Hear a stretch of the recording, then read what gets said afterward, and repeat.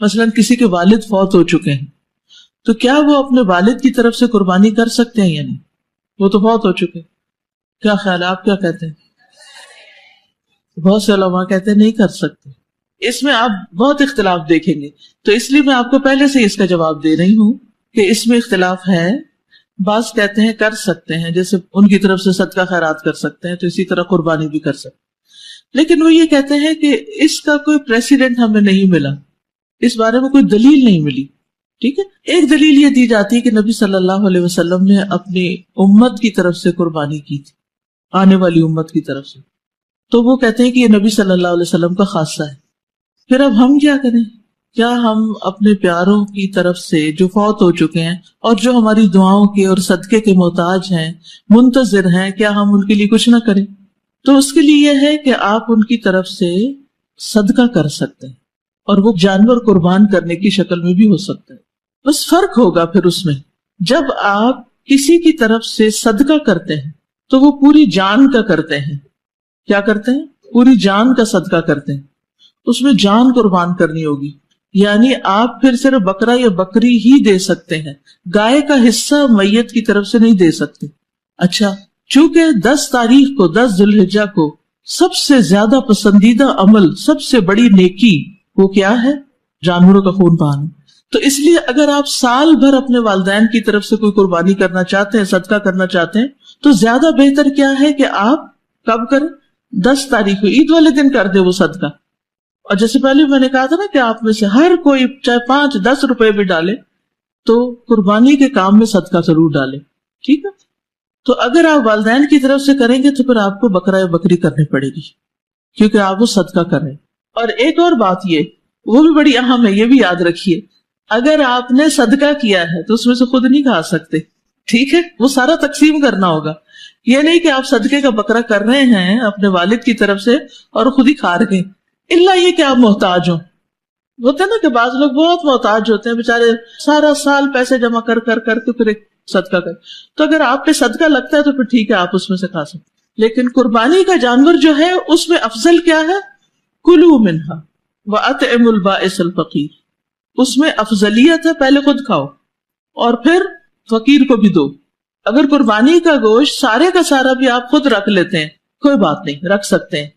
لیکن صدقے کا گوشت آپ سارے کا سارا تقسیم کریں گے، لیکن اگر اس میں سے محتاج ہونے کے حوالے سے رکھیں گے تو بعد میں تھوڑا سا خود بھی کھا سکتے ہیں. قربانی نہیں کرتا وہ پا بھی نہیں سکتا.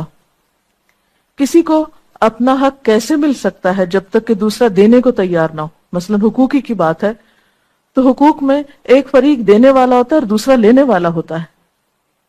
تو لینے والے کو کچھ بھی اس وقت مل نہیں سکتا جب کہ دینے والا دے نہ رہا ہو، اور دینے والا لازمی طور پر قربانی ہی کر رہا ہوتا ہے. تو ہم دیکھتے ہیں کہ ہر سطح پر قربانی ہوگی، ہر ریلیشن شپ میں قربانی ہے.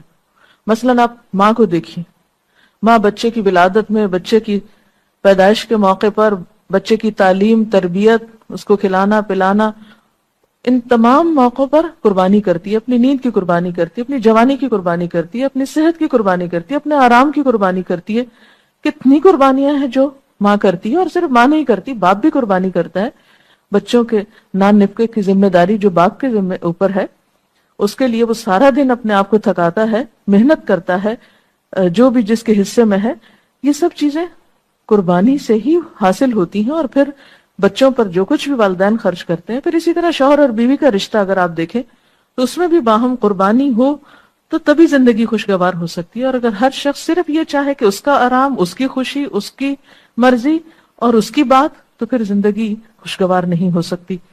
اسی طرح آپ دیکھیں کہ کوئی بھی تعلق جو انسان اور انسان کے باہم ہے، خواہ وہ خونی تعلق ہو، رشتہ داری کا تعلق ہو، یا اس کے علاوہ کوئی اور تعلق، مثلا استاد اور شاگرد کے تعلق کو آپ دیکھیے کہ استاد جب علم دیتا ہے اپنے شاگردوں کو تو وہ بھی اپنے آرام اور سکون اور ایک بڑی زندگی کے وقت کے حصے کی قربانی کرتا ہے. تو جب بھی کسی دوسرے انسان کو فائدہ پہنچانا مقصود ہو یا انسانوں کے ساتھ ایک بہترین تعلق قائم کرنا ہو تو وہ ممکن ہی نہیں جب تک کہ دوسرا فریق قربانی نہ کرے. تو زندگی کی خوشی، ترقی کا راز اور نہ صرف یہ کہ اس زندگی میں بلکہ آخرت کی زندگی میں اس وقت تک حسن پیدا نہیں ہو سکتا جب تک کہ انسان قربانی نہ کرے۔ کوئی اور سوال؟ میڈم میرا آپ سے سوال یہ ہے کہ عید الاضحیٰ کو عید الاضحیٰ کیوں کہا جاتا ہے؟ عید الاضحیٰ کو عید الاضحیٰ کیوں کہا جاتا ہے؟ اضحیٰ اضحیہ سے ہے، اضحیہ عربی میں قربانی کو کہتے ہیں، چونکہ اس دن جانور قربان کیے جاتے ہیں اس لیے اس کو عید الاضحیٰ کہا جاتا ہے۔ قربانی کا تصور دنیا کے تمام مذاہب میں پایا جاتا ہے، اس کے لیے عموماً الفاظ مختلف استعمال ہوتے ہیں، مثلا نروان کا لفظ ہے، یا بھینٹ چڑھنے کا یا چڑھانے کا لفظ ہم دیکھتے ہیں، مثلا بتوں کے نام پر یا دیوی دیوتاؤں کے نام پر بسا اوقات جانوروں کی اور انسانوں تک کی قربانی کی جاتی ہے۔ تو قربانی کا تصور ہر جگہ پر ہے۔ میرا سوال یہ ہے کہ آج کل قربانی صرف ایک ریچول بن کر رہ گئی ہے، تو ہم قربانی کرتے ہوئے حضرت ابراہیم والی اسپرٹس کو کیسے زندہ رکھ سکتے ہیں؟ قربانی کی اسپرٹ کو زندہ رکھنے کے لیے والدین اور اساتذہ اہم کردار ادا کر سکتے ہیں۔ والدین کو چاہیے کہ وہ اپنے بچوں کو حضرت ابراہیم علیہ السلام کا واقعہ ایک کہانی کی شکل میں بتائیں۔ اسی طرح بڑوں کی محفل میں، اسکولوں میں اور مختلف مقامات پر، مختلف فورم پر مختلف انداز سے ہر ایک کی ذہنی سطح اور ذہنی لیول کے مطابق اس موضوع پر گفتگو بھی ہونی چاہیے، تاکہ یہ موقع محض ایک ریچول بن کر نہ رہ جائے، بلکہ اس ریچول سے جو اخلاق اور کردار پیدا کرنا مقصود ہے وہ بھی پیدا ہو سکے۔ جی ڈاکٹر صاحبہ، آپ نے جو قرآن مجید کی آیات بیان فرمائی اس کی روشنی میں تو یہ پتہ چلتا ہے کہ حضرت ابراہیم علیہ السلام کی قربانی اطاعت شعاری کے جذبے کے تحت ہوئی تھی، لیکن ہماری قربانیاں کچھ نمائشی حیثیت اختیار کرتی چلی جا رہی ہیں، اس پر کچھ روشنی ڈالیے۔ جی ہاں، آپ نے درست فرمایا کہ ہماری قربانی عموماً اس روح سے خالی ہوتی ہے، یا بعض اوقات عید کے موقع پر جانوروں کے سائز اور ان کی عمر اور ان کی شکل اور رنگ کے بارے میں مقابلہ بازی شروع ہو جاتی ہے، یا محض ایک دکھاوے کا ایک میکانکی عمل بن جاتا ہے یہ سارا موقع۔ تو اگر غور کیا جائے تو قرآن پاک میں نبی صلی اللہ علیہ وسلم کو جہاں قربانی کا حکم دیا گیا ہے وہاں اللہ تعالیٰ فرماتے ہیں قل ان صلاتی و نسکی و محیای و مماتی للہ رب العالمین لا شریک لہ وبذالک امرت وانا اول المسلمین، کہ آپ کہہ دیجئے کہ میری نماز اور میری قربانی، میرا جینا اور میرا مرنا اللہ رب العالمین کے لیے، یعنی کسی دکھاوے کے لیے نہیں، کسی شہرت کے حاصل کرنے کے لیے نہیں، صرف ایک رسم پوری کرنے کے لیے نہیں، بلکہ یہ سب کچھ کس کے لیے ہے؟ اللہ کے لیے ہے۔ اسی طرح سورۃ الحج میں اللہ تعالیٰ فرماتے ہیں لن ینال اللہ لحومها ولا دماؤها ولکن ینالہ التقوی منکم، کہ اللہ تعالیٰ کو نہ تو ان جانوروں کا گوشت پہنچتا ہے اور نہ ہی ان کا خون پہنچتا ہے، یعنی جب ہم کوئی جانور قربان کرتے ہیں تو اس کا گوشت اللہ تعالیٰ تک تو نہیں جاتا اور نہ ہی اس کا خون وہاں تک جاتا ہے، وَلَكِنْ يَنَالُهُ التَّقْوَى مِنْكُمْ، لیکن اس کو تمہارا تقوی پہنچتا ہے کہ تم کس دل، کس جذبے اور کس نیت کے ساتھ یہ قربانی کر رہے ہو۔ اس لیے سب قربانی کرنے والے حضرت ابراہیم علیہ السلام کے اخلاص کو، ان کے جذبے کو، ان کی اطاعت کو، ان کی وفا شعاری کو، ان کی اللہ تعالیٰ سے محبت کو اور اس محبت کی خاطر ہونے والی قربانی کو لازماً یاد رکھیں، کیونکہ اللہ تعالیٰ نہ ہماری شکل و صورت دیکھتے ہیں اور نہ ہی ہمارے مال کو دیکھتے ہیں، وہ تو ہمارے دل اور ہمارے اعمال کو دیکھتے ہیں۔ اس موقع پر اللہ تعالیٰ یہ نہیں دیکھتے کہ کس نے کتنے ہزار کا بکرا قربان کیا، کوئی گائے میں حصہ ڈال رہا ہے یا بکرا ذبح کر رہا ہے، ایک کر رہا ہے یا کئی ایک کر رہا ہے، نہیں، دیکھا یہ جاتا ہے کہ کون کس جذبے کے ساتھ کر رہا ہے، کس روح کے ساتھ کر رہا ہے۔ جیسے روح کے بغیر جسم مردہ ہے، اسی طرح جذبے کے بغیر محض قربانی کرنا اور گوشت کو تقسیم کرنا اور ایک رسم نبھانا ایک ایسا عمل ہے کہ جس کا ہماری عملی زندگی میں کوئی خاص فائدہ نہیں ہوتا۔ جی، کوئی اور سوال ہو اس سلسلے میں؟ اسلام تو سلامتی کا پیغام دیتا ہے، لیکن بظاہر اتنے سارے جانوروں کا ذبح ہو جانا یہ ظلم نہیں ہے کیا؟ جی ہاں، اس میں کوئی شک نہیں کہ اسلام سلامتی کا پیغام دیتا ہے، لیکن اس سلامتی کا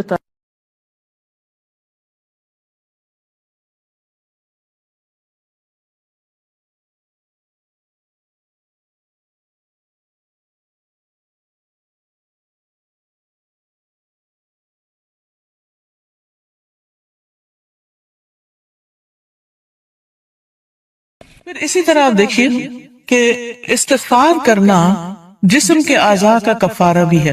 ہر روز انسان کے 360 جوڑوں پر صدقہ واجب ہو جاتا ہے. یعنی ہر روز جب صبح ہم کرتے ہیں تو ہمارے اوپر صدقہ لازم ہوتا ہے، لیکن ہم میں سے ہر ایک کے پاس اتنے پیسے یا اتنا مال و دولت نہیں ہوتا کہ ہم صدقہ کر سکیں. تو اس کے لیے بہترین حل کیا ہے کہ انسان استغفار کرے، اللہ کی تسبیح کرے، اور 2 رکعت ضحیٰ کی نماز جو ہے، چاشت کی نماز یا اشراق کی نماز جو ہے، وہ جسم کے ہر جوڑ کا صدقہ ہے. اور یہ آزما کر دیکھ لیں، اگر آپ کو جوڑوں کی تکلیف ہے، اگر آپ کے جسم میں تکلیف ہے جوڑوں میں، تو آپ ان 2 رکعتوں کو روز پڑھنا شروع کریں. اس کا وقت سورج نکلنے سے تقریباً 15-20 منٹ بعد سے لے کر سورج ڈھلنے کے 15-20 منٹ پہلے تک ہوتا ہے. یعنی ظہر کے وقت جب سورج آتا ہے نا اوپر، تو جب تک وہ زوال سے تقریباً 15-20 منٹ پہلے تک. جیسے اگر 12:15 بجے مثلاً ہے تو زوال ہے تو 11:15 تک یا 11:55 تک آپ پڑھ سکتے ہیں. اور اس میں کیا ہے، 2 رکعتیں عام 2 نفل جیسے پڑھتے ہیں. اس کو اپنے اوپر لازم کر لیں. جب انسان یہ کفارہ ادا کر دیتا ہے تو اس کی گردن آزاد ہو جاتی، وہ اپنی جان کو دوزخ سے چھڑا لیتا ہے. ہر شخص کی جان پکڑی ہوئی ہے، ہر شخص پکڑا ہوا ہے. اور نہ صرف یہ کہ یہ آخرت کے اعتبار سے بلکہ دنیاوی اعتبار سے بہترین نسخہ ہے، آزما کے دیکھ لیں. لیکن ہم میں سے اکثر کو یہ پتہ ہی نہیں کہ روز ہم پہ صدقہ واجب ہوتا ہے. ہم صدقہ کب کرتے ہیں، صدقہ کب دیتے ہیں، اپنی جان کا صدقہ کب دیتے ہیں؟ جی، جب کوئی بیمار ہوتا ہے پھر اس کی طرف سے بکرا ذبح کرتے ہیں کہ اس جان کے بدلے جان دے دیں، بس. اور جب وہ ٹھیک ہو جاتا ہے پھر ختم کر دیتے. یہ صرف اس وقت کے لیے نہیں ہے صدقہ، یہ صدقہ روز کے لیے ہے. یہ روز صدقہ دینا ہے. اور روز آپ کے پاس اتنے پیسے نہیں ہیں، اور اگر ہے تو وہ بھی دیں، وہ بھی اللہ کے راستے میں کچھ نہ کچھ صدقہ کریں. سبحان اللہ، الحمدللہ، اللہ اکبر، لا الہ الا اللہ، استغفر اللہ، استغفر اللہ. تو اگر آپ ایک دفعہ استغفر اللہ کہتے ہیں تو 1 جوڑ کا صدقہ ہو گیا، دوسری دفعہ استغفر اللہ کہتے ہیں تو دوسرے جوڑ کا صدقہ نکل گیا، تیسری دفعہ کیا تو تیسرا نکل گیا. تو جتنی دفعہ استغفر اللہ کہیں گے اتنے جوڑوں کا صدقہ ہوتا جائے گا. کبھی ایسا بھی ہوتا ہے نا کہ انسان کو وقت نہیں ملتا، یا وہ سفر کر رہا ہوتا ہے، یا کبھی کوئی مجبوری ہو جاتی ہے کہ انسان نہیں پڑھ سکتا، تو پھر کیا کرے، ذکر کی کثرت کر دے، استغفار کی کثرت کر دے. پھر اسی طرح استغفار کو بیماریوں کا علاج بتایا گیا. جیسے میں نے ابھی کہا نا کہ اگر آپ چاہتے ہیں کہ آپ کے جوڑوں کی تکلیف دور ہو جائے تو جوڑوں کا صدقہ دیا کرے روز. اور جوڑوں کا صدقہ روز کیا ہے، 2 نفل اشراق یا چاشت یا ضحیٰ کے. اصل میں بہت سے لوگ کنفیوز ہوتے ہیں کہ اشراق اور ضحیٰ اور چاشت یہ کیا ہے. یہ ایک ہی نماز ہے، جیسے تراویح اور قیام اللیل یہ ایک ہی نماز ہے. اگر آپ جلدی پڑھیں گے تو اس کو اشراق کہتے ہیں. اشراق اس لیے کہتے ہیں کہ ابھی سورج مشرق سے طلوع ہوا ہے اور اس کے تھوڑی دیر بعد 15-20 منٹ بعد آپ نے نماز پڑھ لی. جب سورج اچھی طرح چمک جائے تو پھر اس کو ضحیٰ کہتے ہیں، چاشت کا وقت کہتے ہیں. ضحیٰ عربی میں کہتے ہیں اور اردو میں چاشت کہتے ہیں. اور تھوڑا اور بعد میں پڑھے تو اس کے لیے صلاۃ الاوابین بھی کہتے ہیں اس. اور نبی صلی اللہ علیہ وسلم سے 2 سے لے کے 8 رکعتیں ثابت ہیں. چاہے 2 پڑھیں، چاہے 4 پڑھیں، چاہے 6 پڑھیں، چاہے 8 پڑھیں، جو آپ کا دل کر، لیکن کم از کم 2 ضرور پڑھیں. پھر اسی طرح استغفار بیماریوں کا علاج ہے. اگر کسی کو مثلا ہارٹ پرابلم ہے یا کوئی اور اسی طرح کی کوئی بیماریاں ہیں اس کو، تو اس کے لیے بھی استغفار ہے. قتادہ کہتے ہیں کہ یہ قرآن تمہیں تمہاری بیماری اور علاج بتاتا ہے. یعنی قرآن کے ذریعے تمہیں بیماریاں بھی پتہ چلتی ہیں. بیماریوں سے مراد یہاں روحانی بیماریاں اور خاص طور پر ذہنی پریشانیاں اور جذباتی اور دلی پریشانیاں، اور پھر اس کا علاج بھی بتاتا ہے. یعنی قرآن شفا ہے. قرآن مجید میں آتا ہے شفاء لما فی الصدور، کہ قرآن میں سینوں کے اندر جو ہے یعنی دل ہے ان کے لیے شفا ہے.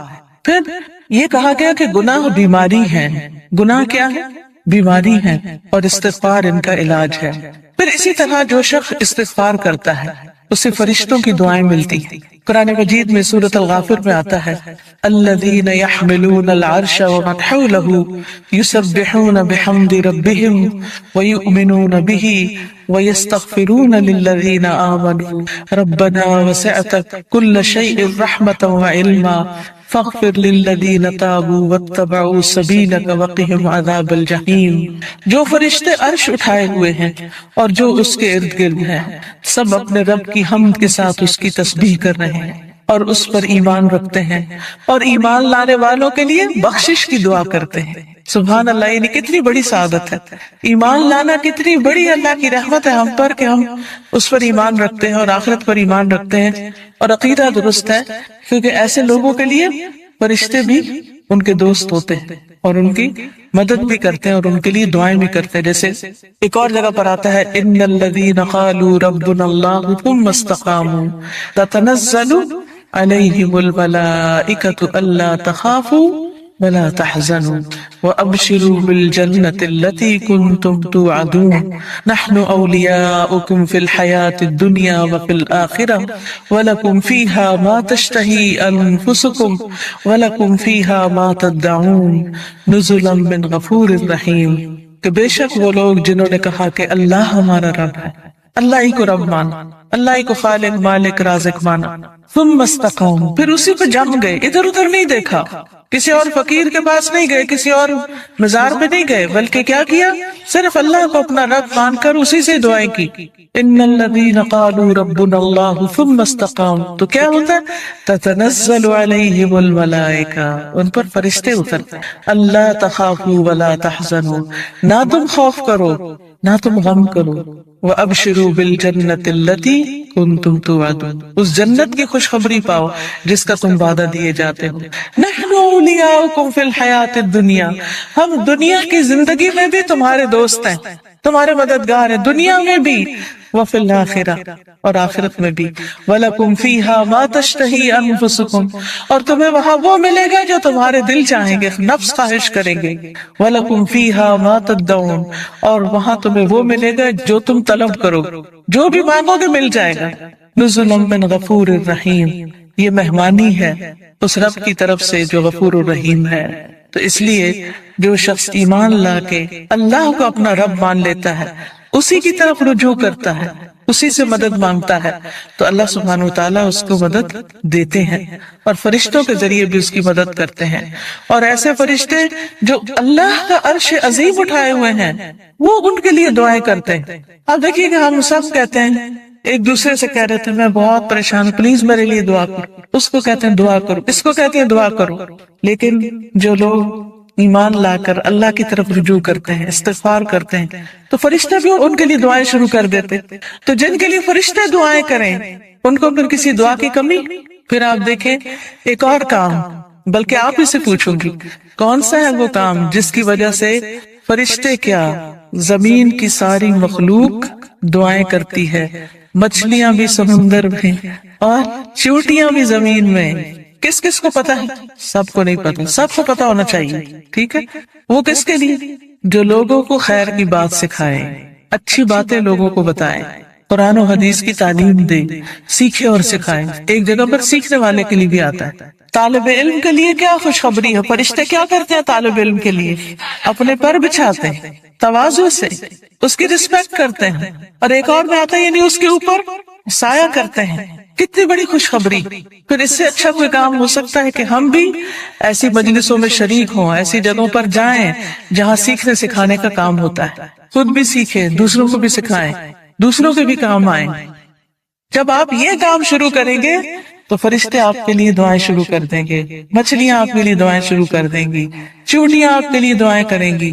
اور آپ کو پتہ ہے کہ جب چیونٹی بھی دعا کرتی ہے تو اللہ تعالیٰ سنتا ہے۔ ایک دفعہ حضرت سلیمان علیہ السلام اپنے لشکر کے ساتھ نکلے کہ بارش کی دعا کریں، تو آگے گئے تو دیکھا کہ ایک چیونٹی اپنے پیٹ کے بل لیٹی ہوئی ہے اور اپنے ہاتھ اوپر کیے ہوئے ہے، اللہ سے دعا کر رہی ہے کہ یا اللہ تو پانی برسا تاکہ ہماری پیاس ختم ہو، یعنی ہم سیراب ہوں۔ تو حضرت سلمان اپنے لشکر کو لے کے واپس چلے گئے کہ اللہ نے اس چیونٹی کی دعا سن لی ہے۔ تو پرندے بھی، درندے بھی، چیونٹیاں بھی، یہ سب دعائیں کرتے ہیں۔ تو اگر آپ دین سیکھنے اور سکھانے کے کام میں لگ جائیں گے اور اس کے لیے وقت نکالیں گے تو دنیا اور آخرت کی برکتیں نصیب ہوں، اور آپ کے دل میں ابھی خواہش ہوگی اللہ اس کو پورا کر دے گا، آپ کی ضرورتیں پوری ہونے لگے گی، آپ کے مسائل حل ہونے لگے گی، آپ کے دل کو راحت اور سکون ملے گا جو دنیا کی کسی اور چیز میں نہیں۔ اگر اچھے کپڑے پہننے سے سکون ملتا تو جو لوگ ہر وقت برانڈڈ کلوتھس پہنتے ہیں، یعنی برانڈ کے کپڑے پہنتے ہیں، عام کپڑے نہیں پہنتے، پھر انہیں سب سے زیادہ خوشحال ہونا چاہیے تھا، ہے نا؟ اگر خوشی بڑے گھروں میں رہنے سے ملتی تو جو لوگ بڑے بڑے گھر بنائے ہوئے ہیں دنیا میں وہ سب سے زیادہ خوشحال ہونے چاہیے تھے۔ لیکن آپ دیکھیں کہ دنیا کے ایسے ممالک جہاں پر لوگوں کو ہر سہولت میسر ہے، اگر وہ خود کماتے نہیں تو گورنمنٹ ان کو وظیفہ دیتی ہے، گھر دیتی ہے، ان کے بچوں کی تعلیم کا انتظام کرتی ہے، فری میڈیکل سپورٹ ملتی ہے، لیکن اس کے باوجود وہ خودکشیاں کرتے ہیں۔ کسی چیز کی کمی نہیں مگر دل خوش نہیں، دل میں راحت نہیں، دل میں سکون نہیں۔ اور اس کے برعکس وہ صحابہ جو پیٹ پر 3 پتھر باندھ کے کام کرتے تھے، ان کے دلوں میں خوشی تھی، سکون تھا، اطمینان تھا۔ فقر و فاقے کی وجہ سے بھی ان کے دلوں کا اطمینان اور سکون نہیں گیا۔ آج اگر ہمیں تھوڑی سی بھی کمی ہو تو ہم پریشان ہو جاتے ہیں، کسی بھی چیز کی کمی لگتی تو ہم پریشان ہو جاتے ہیں، یا پتہ نہیں کیا بنے، کیا ہوگا ہمارا۔ تو جو شخص اللہ کے راستے پر نکل آتا ہے فرشتے اس کے لیے دعا کرتے ہیں۔ فرمایا جو فرشتے عرش اٹھائے ہوئے ہیں اور جو اس کے ارد گرد ہیں سب اپنے رب کی حمد کے ساتھ اس کی تسبیح کرتے ہیں اور اس پر ایمان رکھتے ہیں، ایمان والوں کے لیے بخشش طلب کرتے ہیں اور کہتے ہیں اے ہمارے رب، تو نے اپنی رحمت اور علم سے ہر چیز کا احاطہ کر رکھا ہے، لہٰذا جن لوگوں نے توبہ کی اور تیری راہ کی پیروی کی تو انہیں بخش دے اور دوزخ کے عذاب سے بچا لے۔ یہ فرشتوں کی دعائیں، لیکن یہ دعا کس کے لیے کرتے ہیں؟ توبہ کرنے والوں کے لیے، استغفار کرنے والوں کے لیے۔ پھر آخرت میں استغفار کرنے والوں کے درجات بلند ہوں گے، صرف اپنے لیے نہیں، اگر کوئی اپنے ماں باپ کے لیے بھی استغفار کرتا ہے، ان کی بخشش کی دعا کرتا ہے تو ان کے درجے بھی بلند ہوتے ہیں۔ مسند احمد کی روایت میں آتا ہے رسول اللہ صلی اللہ علیہ وسلم نے فرمایا بے شک اللہ عز و جل جنت میں ایک نیک آدمی کے درجات کو بلند کرتا ہے، تو وہ پوچھتا ہے کہ اے میرے رب، میرے یہ درجات کہاں سے بلند ہوئے؟ اللہ تعالیٰ فرماتا ہے تیرے حق میں تیری اولاد کی استغفار کی وجہ سے، کہ تیرے پیچھے تیرے بچے تیرے لیے بخشش مانگ رہے ہیں۔ کیا ہم سب اپنے والدین کے لیے روز بخشش کی دعا کرتے؟ تو پھر ہم اپنی اولاد سے کیا توقع رکھتے ہیں کہ وہ ہمارے لیے کریں؟ ہاں، جو لوگ نماز پابندی سے پڑھتے ہیں وہ ضرور کرتے ہیں۔ کیسے؟ ربنا اغفر لی ولوالدی وللمؤمنین یوم یقوم الحساب۔ بس ضرورت اس چیز کی ہے کہ ہم توجہ کے ساتھ کو دعا پڑھیں، یہ نہیں کہ دھیان کہیں اور، ربنا اغفر لی ولوالدی وللمؤمنین یوم یقوم الحساب، جلدی نہ، آہستہ آہستہ اور مان کے اللہ سے۔ اللہ ہمیں اس کی توفیق عطا فرمائے اور ہمارے بچوں کو ہمارے حق میں صدقہ جاریہ بنائے۔ پھر اسی طرح جن لوگوں کے نامہ اعمال میں استغفار زیادہ ہوگا وہ بہت خوش ہوگے، انہیں نہایت خوشی نصیب ہوگی۔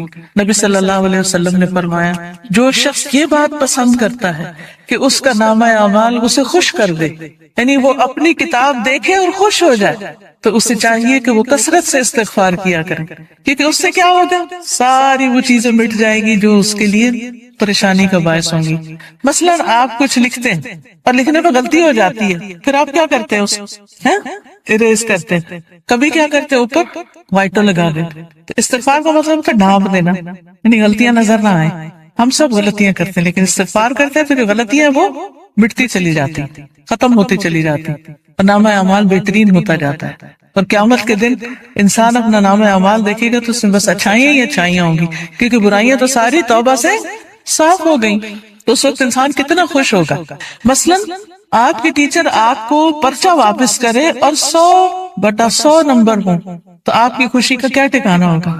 بہت زیادہ خوش ہوں گے کہ میرا تو ایک بھی نمبر نہیں کٹا، سارے ادھر، کوئی ریڈ نشان نہیں ہے، کوئی کاٹا نہیں ہے۔ تو سوچئے قیامت کے دن اگر آپ دیکھیں کہ آپ کی کوئی غلطی اس میں نظر ہی نہیں آ رہی، سب صاف مٹ گئی، ڈھانپ دی گئی، تو خوشی کا کیا عالم ہوگا؟ کیونکہ سب سے زیادہ تو پریشانی اسی بات سے ہوتی ہے نا کہ پتہ نہیں وہاں جائیں گے تو کیا نظر آئے گا اور اس پہ شرمندگی نہ ہو زیادہ۔ پھر اسی طرح عبداللہ بن بصر کی روایت ہے کہ نبی صلی اللہ علیہ وسلم نے فرمایا مبارک ہو اس کو جو اپنے نامہ اعمال میں کثرت سے استغفار پائے، کہ بہت زیادہ استغفار ہے اس میں.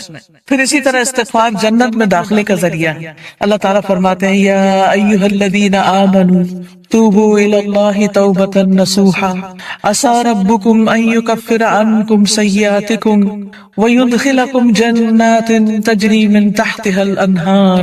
اے لوگو جو ایمان لائے ہو اللہ کی طرف توبہ کرو، خالص توبہ، سچی توبہ، پکی توبہ، صحیح والی توبہ. قریب ہے کہ تمہارا رب تم سے تمہاری برائیاں دور کر دے اور تمہیں ایسے باغوں میں داخل کرے جن کے نیچے نہریں بہتی ہوں. یعنی غلطیوں کی معافی ہو جائے تو جنت کے راستے آسان ہو جائیں گے، اور اس کے لیے معافی مانگنی ہوگی، استغفار کرنا ہوگا.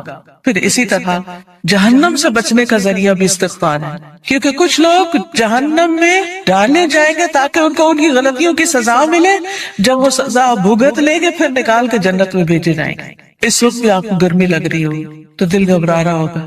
یہ تو وقتی گرمی، اور ایسی بھی نہیں کہ جس سے انسان کو بہت تکلیف. ٹھیک ہے انکمفرٹیبل ہوتا ہے انسان، وہ الگ بات ہے، لیکن اس میں بھی انسان کیا چاہتا ہے کہ فوراً ہوا میں نکلے، تازہ ہوا میں، اور فریش ہو. کہاں آگ میں ہو انسان. ہم میں سے کس کے اندر ہمت ہے کہ وہ آگ کو برداشت کرے؟ کیا کسی کمرے میں، کسی گھر میں، کسی جگہ آگ لگی ہوئی ہو، آپ اس کے اندر جانا پسند کریں گے؟ دور سے بھاگیں گے، دھواں دیکھ کے بھی اس طرف نہیں جائیں گے کہ کہیں وہ آگ پھیل کے مجھ تک نہ آ جائے. تو قیامت کے دن ہم میں سے کوئی بھی نہیں جانا چاہے گا. اور اس کا طریقہ کیا ہے؟ پھر ہم دنیا میں ہی کثرت سے استغفار کر لیں، دنیا میں ہی معافی مانگ لیں تاکہ جہنم میں جانے سے بچ جائیں. اور اگر معافی نہیں مانگتے تو لا الہ الا اللہ پڑھنے کی وجہ سے جنت میں تو انشاءاللہ جائیں گے، لیکن سزا بھگت، اور وہ سزا بہت سخت ہے، اور نہیں پتا کہ کتنے عرصے کے لیے مل جائے، کیونکہ ہر ایک کی جیل کا وقت جو ہے مخصوص ہوتا ہے. رسول اللہ صلی اللہ علیہ وسلم نے فرمایا اے عورتوں کے گروہ، عورتوں سے خطاب ہے ہم سب سے، اے عورتوں کے گروہ صدقہ کرتی رہا کرو اور کثرت سے استغفار کرتی رہا کرو، کیونکہ میں نے دوزخ میں جانے والوں میں سے زیادہ تر عورتوں کو دیکھا ہے. دوزخ کی اکثر آبادی عورتوں پر مشتمل. ان عورتوں میں سے ایک عقل مند عورت نے عرض کیا کہ ہماری کثرت سے دوزخ میں جانے کی وجہ کیا ہے؟ عورتیں کیوں زیادہ ہوں گی جہنم میں؟ آپ نے فرمایا تم لعنت کثرت سے کرتی، دوسروں کو برا بھلا کثرت سے کرتی، گالی گلوچ، اس کو برا بھلا کہہ، اس کی غیبت کر، اس کے اوپر الزام لگا، یہ کر وہ کر، یعنی غلط چیزوں میں زبان کا استعمال ہونا، اور اپنے خامد کی ناشکری کرتی. اس کا کوئی احسان یاد نہیں رکھتی، اس کی کوئی اچھائی یاد نہیں رہتی. دیکھیے کوئی انسان کتنا بھی برا ہو لیکن اس میں بھی کوئی نہ کوئی اچھائی ہوتی ہے. تو اگر کسی میں 99 غلطیاں ہیں اور ایک اچھی چیز ہے تو کیا کرنا چاہیے؟ اس کی اچھائی کو یاد کر کے اس کا شکریہ ادا کرنا چاہیے، اس کے ساتھ احسان کرنا چاہیے، اس کی تعریف کر دینی چاہیے کیا فلاں میں یہ اچھائی ہے. ہم عام طور پر کیا کرتے ہیں کہ جو ہمیں اچھا لگے اس کی تو کوئی برائی بھی ہمیں نہیں بری لگتی، اس پر بھی ہم خوش ہوتے رہتے ہیں، واہ واہ کرتے رہتے ہیں، اور جو برا لگے اس کی کوئی اچھائی ہمیں نظر ہی نہیں آتی. تو یہ نہیں کرنا چاہیے. تو حل کیا ہے کامیابی کا؟ کہ ہم ایک طرف نیک اعمال کریں، پھر ان نیک اعمال کی حفاظت کریں، دوسری طرف گناہوں سے بچیں، اور پھر اگر ہو جائے انسان ہونے کے ناطے تو پھر کیا کریں؟ اللہ تعالیٰ سے استغفار کریں. اس مقصد کے لیے یہ ایک کارڈ چھپوایا گیا ہے جس میں استغفار کی دعاؤں کو اکٹھا کیا گیا. کس کس کے پاس ہے؟ اٹھا کے دکھائیں. الحمدللہ. اور جس کے پاس نہیں ہے وہ اسٹال سے لے بھی سکتے ہیں. ٹھیک ہے.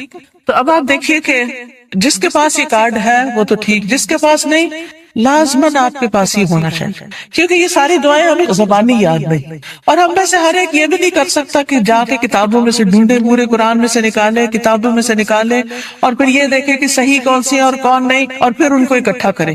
تو الحمدللہ اللہ کے فضل سے یہ دعائیں آپ کے لیے اکٹھی کر دی گئی. کوشش کریں کہ ہر روز ان دعاؤں کو آپ پڑھیں، لیکن اگر ہر روز نہیں پڑھ سکتے تو جس وقت آپ کو پریشانی ہو، بے چینی ہو، بیماری ہو، خوف ہو، گھبراہٹ ہو، مرنے کا خوف ہو، آخرت کی پکڑ کا خوف ہو، فکر ہو، آپ کے اندر بے چینی اور اضطراب آ جائے، فوراً استغفار کرنا شروع کریں. اس کے بغیر بھی کریں اور اس کے ساتھ بھی کریں.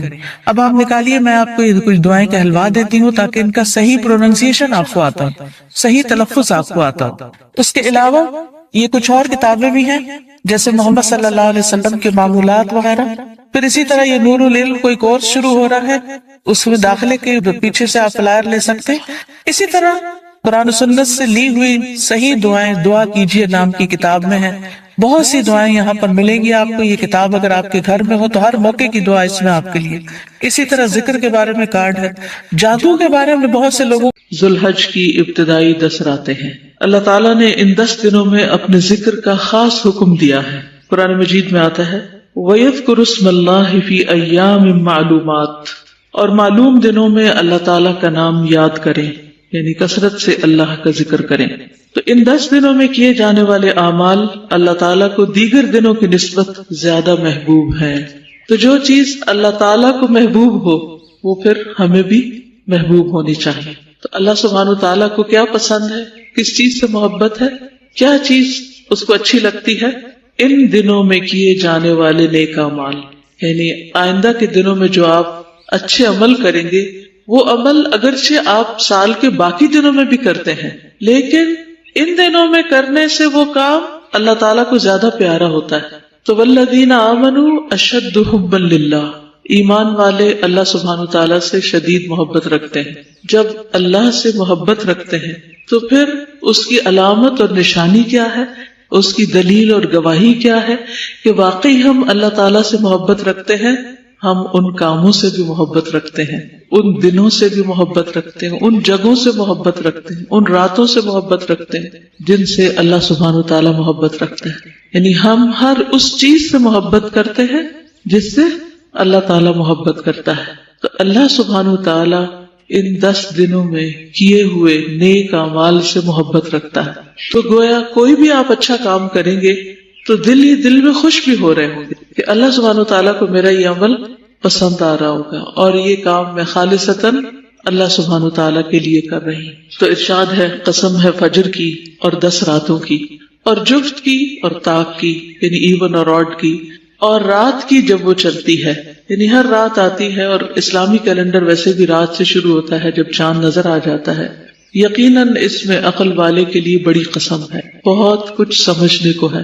تو اگر ہم عقل مند ہیں، سمجھدار ہیں، تو پھر لازمی طور پر ان آیات میں غور و فکر کریں گے، اور ان آیات میں جن 10 راتوں کا ذکر ہوا ہے ان راتوں میں نیک اعمال کریں گے. اور رات کا لفظ جب بولا جاتا ہے تو وہ صرف رات کے لیے نہیں ہوتا، اس سے مراد دن بھی ہوتا ہے. جیسے ہم جب دن بولتے ہیں تو اس سے مراد صرف دن نہیں ہوتا، کیا ہوتا ہے؟ رات بھی ہوتی، 24 آورز ہوتے ہیں. تو اسی طرح یہاں جب رات بولی گئی تو اس سے مراد صرف ذوالحج کی 10 راتیں نہیں. راتوں کی افضلیت کے اعتبار سے تو رمضان کے آخری عشرے کی 10 راتیں زیادہ افضل ہیں، لیکن یہاں رات سے مراد رات بھی ہے اور دن بھی ہے. یعنی دن میں عمل کریں یا رات میں عمل کریں تو یہ عمل آپ کا اللہ تعالیٰ کو زیادہ پیارا ہوگا. صحیح الترغیب و ترہیب کی حدیث ہے، رسول اللہ صلی اللہ علیہ وسلم نے فرمایا دنیا کے دنوں میں افضل ترین دن 10 دن یعنی عشرہ ذوالحجہ ہیں. دنیا کے دنوں میں یعنی پوری دنیا میں دنوں کی جو گنتی ہے اور تعداد ہے یا جو دنوں کی فضیلت ہے ان میں سب سے زیادہ ان 10 دنوں کی ہے. پہلی ذوالحج سے لے کر 10 ذوالحج تک، اور پھر آگے ایام تشریق جو ہے ان کی اپنی ایک فضیلت ہے. اور ان دنوں میں کیا گیا عمل سب سے افضل عمل ہے. اب رمضان میں کیا ہوئے عمل بھی افضل ہوتے ہیں، جی ہاں وہ بھی افضل ہوتے ہیں. مہینے کے اعتبار سے وہ مہینہ افضل ہے، اور راتوں کے اعتبار سے اس کی 10 راتیں افضل ہیں، لیکن دنوں کے اعتبار سے یہ 10 دن افضل ہیں، اور ان کے دن کے اعمال زیادہ افضل ہیں، اگرچہ رات کے بھی اچھے عمل ساتھ ہی شمار ہوں گے. مسند احمد کی روایت ہے ما عمل افضل منہ فی هذه الایام یعنی ایام العشر. نبی صلی اللہ علیہ وسلم نے فرمایا ان دنوں میں کیے گئے عمل سے افضل کوئی عمل نہیں، ان دنوں میں کیے گئے عمل سے افضل کوئی عمل نہیں، یعنی عشرہ ذوالحجہ کے دنوں سے. ایک اور حدیث میں آتا ہے، ابو داؤد کی روایت ہے کہ ان دنوں میں کیا گیا نیک عمل اللہ تعالیٰ کو سب سے زیادہ پسند ہے. رسول اللہ صلی اللہ علیہ وسلم نے فرمایا اللہ تعالیٰ کو کوئی نیک عمل کسی دن میں اس قدر زیادہ پسندیدہ نہیں جتنا کہ ان دنوں میں پسندیدہ ہے. یعنی جو بھی اچھا کام آپ کریں گے، یعنی عشرہ ذوالحجہ. صحابہ نے کہا اے اللہ کے رسول کیا جہاد فی سبیل اللہ بھی نہیں؟ کیونکہ کرنے کے کاموں میں سب سے افضل کام اللہ کے راستے میں نکلنا ہے. آپ نے فرمایا نہیں، جہاد فی سبیل اللہ بھی نہیں، مگر جو شخص اپنی جان اور مال لے کر نکلا ہو پھر کچھ واپس نہ لایا ہو. یعنی جو اپنی جان بھی دے دے اور اس کا گھوڑا بھی شہید ہو جائے اور وہ خود بھی چلا جائے، یعنی سب کچھ اللہ کے راستے میں لٹا دے، اس کا عمل بہرحال سب سے بہتر ہے. لیکن ادروائز باقی جو کچھ بھی لوگ اچھے اچھے کام کر رہے ہیں ان سب کاموں میں ان دنوں میں کیے ہوئے کام اللہ کو پیارے ہیں. پھر اسی طرح صحیح ترغیب و ترہیب کی ایک اور حدیث میں آتا ہے ما من عمل ازکا عند اللہ، پیچھے تو احب الی اللہ آتا ہے اور یہاں ازکا ولا اعظم اجرا من خیر یعملہ فی اشر الاضحی. نبی صلی اللہ علیہ وسلم نے فرمایا اللہ کے نزدیک ذوالحجہ کے 10 دنوں میں نیک اعمال بہت زیادہ پاکیزگی اور بہت بڑے ثواب کا باعث ہے، یعنی اس سے انسان کے نفس کا تزکیہ بھی ہوتا ہے اور اجر میں بھی اضافہ ہوتا ہے، اعظم و اجرا ہے. صحیح ترغیب و ترہیب کی ایک اور حدیث سے پتہ چلتا ہے نبی صلی اللہ علیہ وسلم نے فرمایا اللہ تعالیٰ کے نزدیک عشرہ ذوالحجہ کے دنوں سے بہترین دن کوئی نہیں. ایک آدمی نے عرض کیا اے اللہ کے رسول صلی اللہ علیہ وسلم کیا یہ افضل ہے یا ان کی گنتی کے برابر اللہ کے راستے میں جہاد کرنا، یعنی 10 دفعہ جہاد میں جانا، یہ دن افضل ہے یا ان کی گنتی کے برابر اللہ کے راستے میں جہاد کرنا؟ تو آپ نے فرمایا ان کی گنتی کے برابر اللہ کے راستے میں جہاد کرنے سے بھی زیادہ افضل ہے. یعنی ایک دفعہ نہیں 10 دفعہ اگر کوئی جہاد کے لیے جائے تو اس سے بھی زیادہ افضل ہے کہ انسان ان 10 دنوں میں کوئی نیک کام کرے. اسی لیے ہم دیکھتے ہیں کہ صحابہ کرام ان دنوں میں انتھک محنت کرتے تھے، انتھک محنت. سعید بن جبیر ذی الحجہ کے 10 دن داخل ہونے کے بعد عبادت میں بہت زیادہ کوشش کرتے تھے، حتیٰ کہ وہ اتنی محنت کرتے کہ لگتا کہ وہ اس کی قدرت نہیں رکھتے، یعنی جتنا ان کا بس چلتا اتنے نیک کام کرتے، ہر طرح کے نیک کاموں میں خوب محنت کرتے. تو اس لیے آنے والے 10 دنوں کو معمولی نہ سمجھے، ان کی قدر کرے. ہمیں نہیں معلوم کہ آئندہ سال یہ دن ہماری زندگی میں آتے ہیں یا نہیں آتے، اس لیے آج سے پلان کر لیں کہ ہم نے اگلے 10 دن کیا کرنا ہے. اب ان دنوں میں کرنے کے کام جو ہیں اس کے لیے آپ کے پاس یہ پیمفلٹ ہے، یہ آپ کے لیے بھی ہے اور دوسروں کے لیے بھی ہے. کم از کم 10 لوگوں، آئندہ 10 دنوں میں کم از کم 10 لوگوں کو آپ ان 10 دنوں کی فضیلت ضرور بتائیں، شکرانے کے طور پر اس کام کو کریں. تو ان 10 دنوں میں کرنے کے کام کیا ہے؟ نمبر 1 نماز ہے.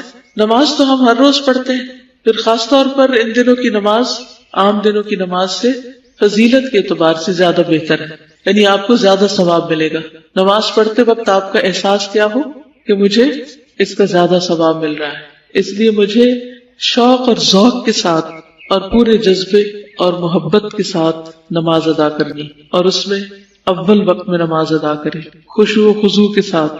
ہر رکعت میں مختلف صورتیں پڑھیں تاکہ زیادہ سے زیادہ قرآن نمازوں میں پڑھا جا سکے. اشراق اور چاشت کے نوافل پڑھیں، یعنی لازم کر لیں. اگر عام دنوں میں آپ کو عادت نہیں تو ان دنوں میں لازم کر لیں. اس سے کیا ہوگا انشاءاللہ باقی سال میں پڑھنے کی عادت پڑ جائے گی. یہ مواقع آتے ہی اس لیے تاکہ جن نیک کاموں میں ہم پیچھے رہتے جا رہے ہیں ان میں ہم مزید کوشش کر کے اچھی اچھی عادات ڈال لیں. یہ بار بار چانسز اللہ تعالیٰ رمضان کے اور ذوالحجہ کے اسی لیے ہمیں عطا کرتے ہیں. پھر تہجد میں طویل قرات کرنا اگر آپ کو صورتیں یاد ہیں یا دیکھ کے پڑھنا. مردوں کا جماعت کے ساتھ نماز ادا کرنا. نماز کے بعد دوسرا اہم کام روزہ ہے. 9 ذوالحجہ کا روزہ رکھنا خصوصی طور پر، کیونکہ وہ 2 سال کے گناہوں کی معافی کا ذریعہ ہے. اس کے علاوہ بھی اگر ہو سکے تو پورا عشرہ جو ہے 10ویں دن تو خرید ہوگی، لیکن 9 دن اگر روزے رکھ لیں تو بہت ہی اچھے ہیں، کیونکہ ان روزوں کا ثواب عام دنوں کے روزوں سے زیادہ ہوگا. اور اس میں آپ قضا کی نیت سے بھی رکھ سکتے ہیں سوائے 9 کے، کیونکہ 9 تاریخ کا روزہ مسنون روزہ ہے، وہ تو اسی دن کی نیت سے رکھنا ہوگا. پہلے 8 روزے اگر آپ کے پچھلے کوئی قضا رہتے ہیں تو ان کو بھی پورا کر سکتے ہیں. اگر اتنا نہیں کر سکتے تو پیر اور جمعرات کا روزہ ضرور رکھیں، قضا شدہ روزے رکھیں. اور عرفہ کا روزہ رکھنا گزشتہ اور آئندہ سال کے گناہوں کا کفارہ بن جائے. اسی طرح قرآن مجید کے ساتھ شغف کثرت سے تلاوت کریں، عام دنوں سے زیادہ. اگر ہو سکے تو ایک قرآن 10 دنوں میں ختم کر لیں اگر پاسبل. اگر نہ ہو سکے تو کم از کم جتنا بھی، لیکن میک شور کہ عام دنوں سے زیادہ پڑھنا ہے، ٹھیک ہے، چاہے ایک صفحہ ہی زیادہ کیوں نہ پڑھے. پھر اسی طرح کام کاج کرتے ہوئے مختلف خوراک کی قرات سننا، نئی صورتیں حفظ کرنا، حفظ کی دہرائی کرنا، قرآن مجید کا ترجمہ اور تفسیر پڑھنا یا سننا. آپ لوگ تو ماشاءاللہ پہلے ہی ایک کام کر رہے ہیں، لیکن ظاہر ہے کہ عشرہ صرف آپ لوگوں کے لیے نہیں باقی سب مسلمانوں کے لیے بھی ہے، تو ان کو بھی اس طرف راغب کریں کہ مثلاً ان کو آپ سجیسٹ کر سکتے ہیں کہ ان دنوں میں ایک دن سورت یاسین کا سن لیں، ایک دن سورت الرحمن سن لیں، ایک دن سورت الملک سن لیں، ایک دن سورۃ الحجرات سن لیں، تو 10 دنوں میں اگر 10 صورتیں وہ ترجمہ تفسیر سے سن لیتے ہیں، اس سے کیا ہوگا؟ ان کے علم میں اضافہ ہوگا اور نیکی کے کاموں کا شوق پیدا ہوگا. پھر معنی پر غور و فکر اور دوسروں تک قرآن کا پیغام پہنچانا. پھر ذکر ہے تحلیل، تکبیر اور تحمید کا اہتمام، صبح شام کے اذکار کی پابندی، استغفار اور ذکر کی کثرت، درود شریف پڑھنا، مقبول اوقات میں دعائیں مانگنا، خصوصاً عرفہ کے دن، نئی دعائیں اور اذکار یاد کرنا. یہ جو دعائیں آپ یاد کر رہے ہیں ان کی مزید پابندی کرنا.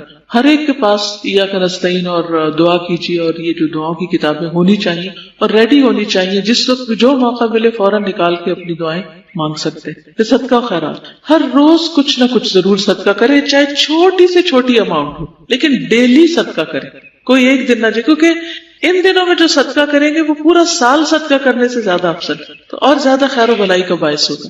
زکوٰۃ کی ادائیگی کا اہتمام کریں اگر آپ کی ڈیو ہے. زائدہ ضرورت چیزیں صدقہ کریں، اگر ہو سکے تو گھر کی صفائی کر لیں اور ایکسٹرا چیزیں ساری دراز وغیرہ الماریوں سے دوسری چیزوں سے جو بھی زائد جمع ہو گیا ہے اس کو ہٹا دیں، اس کو نکال دیں. بلکہ عید بازار یہاں لگا لیں تو اس سے فائدہ کیا ہوگا کہ سب لوگ اپنا اپنا سٹف لا کے رکھ دیں گے، اور جن لوگوں کو شدید ضرورت ہوگی وہ یہ نہیں کہ دوسرے بیچ رہے تو آپ سستا سمجھ کر پھر جا کے گھر بھر دیں. اس کا مقصد یہ ہے کہ اگر آپ کی کوئی باقی ضرورت کی چیزیں ہیں تو اس میں سے آپ لے لیں، اور جن کی ضرورت کی نہیں وہ لا کے رکھ دیں، اور اس میں سے جو آمدنی ہوگی وہ انشاءاللہ خیر اور بھلائی کے کاموں میں چلی جائے. کوئی پسندیدہ ترین چیز بھی اللہ کی راہ میں، یعنی ویسے تو آپ دیں ہی، لیکن کوئی ایک چیز جو آپ کو اچھی لگتی. والدین، بیوی، بچوں اور عزیز و اقارب پر خرچ کرنا، رشتہ داروں وغیرہ کے لیے عید کے تحفے، تحائف وغیرہ جو بھی آپ اس میں سے کر سکتے. خدمت خلق میں رشتہ داروں کے ساتھ صلہ رحمی، ان کو فون وغیرہ کریں، خصوصاً عید سے پہلے. عام دنوں میں اگر نہیں تو عید سے پہلے یا عید کے دن، وہ بھی 10واں دن ہی شمار ہوگا. پڑوسیوں کی خبرگیری، ضرورت مندوں کی مدد، دین کی تعلیم و تبلیغ میں حصہ، اجتماعی بھلائی کے کاموں میں رضاکارانہ والنٹریلی خدمت انجام دینا. قربانی تک ناخن اور بال نہ کاٹنا، جس نے کاٹنے وہ آج کاٹ لیں، کیونکہ اگلے 10 دن میں ایک بال بھی نہیں اتار سکتے آپ. ٹھیک ہے، تو آج ہی اپنی صفائی کریں. پھر عید کے دن کی سنتوں پر عمل کرنا، عید کی نماز کا اہتمام کرنا، عزیز و اقارب سے ملاقات کرنا، اخلاص نیت سے قربانی کرنا، قربانی کا گوشت کھانا اور دوسروں کو کھلانا. قربانی کی سنتیں جو ہیں وہ دوسروں کے ساتھ شیئر کرنا، جیسے ایک پمفلٹ اگر آپ اس میں قربانی کے احکام وغیرہ پائے جاتے، اگر دوسروں کو تقسیم بھی کریں گے، جیسے گھر جاتے ہوئے اگر آپ بس پہ بیٹھے ہیں، پبلک ٹرانسپورٹ پہ جا رہے ہیں، کم از کم 40-50 لے جائیں، ہر ایک سواری کو ایک دے سکتے ہیں. کسی اسکول میں، کسی کالج میں، یونیورسٹی میں، کہیں نہ کہیں آپ اپنی طرف سے تقسیم کریں. اس سے یہ ہے کہ لوگوں میں قربانی کا شعور پیدا ہوگا اور مسائل پر. پھر متفرقات میں نیکی کا کوئی موقع ضائع نہ کرنا، بے مقصد کاموں اور باتوں سے پرہیز کرنا، گناہوں سے بچنا، اچھی کتب کا مطالعہ، مفید کتب اور کیسٹس وغیرہ تقسیم کرنا. یہ کچھ کرنے کے کام ہیں جن کو آپ کر سکتے ہیں، لیکن وہ خاص کون سا کام ہے جس کا اللہ کے رسول صلی اللہ علیہ وسلم نے حکم دی، ہم وہ کریں گے انشاءاللہ. اب میں باقی لیکچر اس سے متعلق دوں گی. کرنے کے کاموں کی لسٹ تو بہت طویل ہے، ضروری نہیں کہ وہ آپ سارے ہی کر سکیں، لیکن انسان نیت ضرور کر لے. لیکن کرنے کے کاموں میں بھی سب سے بہترین کام وہ ہوتا ہے جس کا حکم اللہ کے رسول صلی اللہ علیہ وسلم. اس کام کے کرنے کا لطف بھی کچھ اور ہے، اس کام پر توجہ زیادہ ضروری ہے، کیونکہ اس میں ایک تو اس کام کا اجر ہوگا ہی ہوگا، ساتھ ہمیں دوہرا اجر کس چیز کا مل جائے؟ سنت کی پیروی کرنے کا. تو ان دنوں میں خصوصی طور پر جو کام سب سے زیادہ کرنے کا ہے وہ ہے اللہ کا ذکر. مسند احمد کی روایت میں ہے، عن النبی صلی اللہ علیہ وسلم قال ما من ایام اعظم عند اللہ ولا احب الیہ العمل فیہن من هذه الایام العشر فاکثروا فیہن من التہلیل والتکبیر والتحمید. نبی صلی اللہ علیہ وسلم نے فرمایا، کوئی دن اللہ کے ہاں ان 10 دنوں سے زیادہ عظمت والا نہیں، اور نہ ہی کسی دن کا عمل اللہ تعالیٰ کو ان 10 دنوں کے عمل سے زیادہ محبوب ہے. یعنی دنوں کی بھی عظمت ہے اور ان دنوں میں کیے جانے والے کاموں کی بھی عظمت ہے. بس تم ان 10 دنوں میں کثرت سے تحلیل، تکبیر اور تحمید کہو، لا الہ الا اللہ، اللہ اکبر، الحمدللہ. تو کس چیز کے کرنے کا حکم دیا؟ ذکر. اور ذکر میں سے بھی خاص طور پر کون سا ذکر؟ شابش. تحلیل، تکبیر، تحمید. تحلیل کا مطلب ہے لا الہ الا اللہ کہنا، تکبیر کا مطلب ہے اللہ اکبر کہنا، تحمید کا مطلب ہے الحمدللہ کہنا. تو ان دنوں میں ذکر اللہ تعالیٰ کو بہت محبوب ہے. ویسے بھی اللہ کا ذکر سب سے بہترین چیز ہے. وَلَذِكْرُ اللَّهِ اکبر. اور اگر عظمت والے دنوں میں ہو تو ذکر کا اجر و ثواب کہیں زیادہ بڑھ جاتا ہے. تو تھوڑا سا ذکر کی اہمیت اور فائدوں پر بات کریں گے. سورۃ الاحزاب 41-42 میں اللہ تعالیٰ فرماتے ہیں یا ایھا الذین آمنوا اذکروا اللہ ذکرا کثیرا. کون حکم دے رہا ہے؟ اللہ سبحانہ وتعالی. اذکروا اللہ ذکرا کثیرا وسبحوہ بکرۃ واصیلا. اے لوگو جو ایمان لائے ہو، اللہ کو یاد کرو، بہت یاد کرنا، اور اس کی تسبیح کرو پہلے پہر اور پچھلے پہر. نبی صلی اللہ علیہ وسلم نے فرمایا کیا میں تمہیں وہ عمل نہ بتاؤں جو تمہارے مالک یعنی اللہ سبحانہ وتعالی کے نزدیک اچھا اور پاکیزہ ہے، اور تمہارے درجات میں سب سے بلند، اور تمہارے لیے سونے اور چاندی کے خرچ کرنے سے بہتر. تمہارے لیے سونا اور چاندی خرچ کرنے سے بہتر. اب جس کے پاس سونا چاندی ہے وہ تو ان دنوں میں خرچ کرے گا انشاءاللہ اللہ کے راستے میں، لیکن جس کے پاس سونا چاندی نہیں پھر وہ کیا کرے؟ وہ بھی محروم نہیں. اس کو سونا چاندی والوں سے بھی زیادہ اجر مل سکتا ہے اگر وہ ذکر کا اہتمام کرے. اور تمہارے لیے اس سے بھی بہتر کہ تم دشمن سے ملو، تم ان کی گردنیں مارو اور وہ تمہاری گردنیں مارے. یعنی جہاد فی سبیل اللہ سے بھی بہتر، شہید ہونے سے بھی بہتر. صحابہ نے عرض کیا کیوں نہیں؟ آپ نے فرمایا اللہ کا ذکر، اللہ تعالی کا ذکر. لیکن ہمیں ذکر کا موقع کیوں نہیں ملتا؟ ذکر کی فرصت کیوں نہیں ملتی؟ آپ میں سے کوئی بتائے گا؟ ہم اور باتیں بہت زیادہ کرتے. تو جو شخص جتنی زیادہ غیر ضروری باتیں کرے گا اتنا زیادہ ذکر سے محروم ہوگا، خیر اور بھلائی سے محروم رہے گا. اس لیے اگر آپ واقعی چاہتے ہیں کہ اللہ کا ذکر کریں تو اپنا محاسبہ خود کریں. کوئی اور نہیں آپ کو روکے گا، کیونکہ دوسرے مروت کے مارے، شرم کے مارے آپ کو نہیں کہیں گے کم بولو. تو آپ نے خود اپنے آپ کو کنٹرول کرنا ہے اور اس کو ذکر سے ریپلیس کرنا ہے. تو جو شخص ذاکر ہوتا ہے وہ غافل نہیں ہوتا.